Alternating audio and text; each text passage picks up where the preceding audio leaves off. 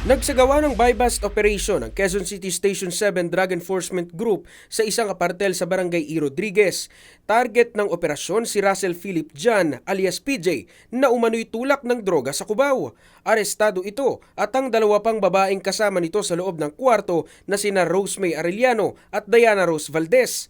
Na-recover sa mga sospek ang tinatayang 60,000 pisong halaga ng hinihinalang shabu, mga drug paraphernalia, digital weighing scale at 1,000 pesos na buy-bust money.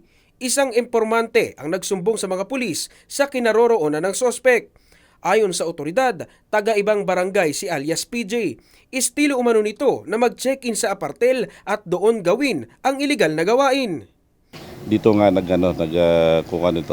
gumagawa ng kanyang business nito si PJ. At dito nagkakaiskuran na lahat. Naka-check-in siya dito sa may Yale Apartel.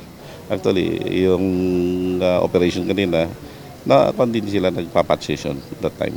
Tikom ang bibig ni PJ habang ang dalawang babaeng sospek aminado sa bintang ng mga pulis.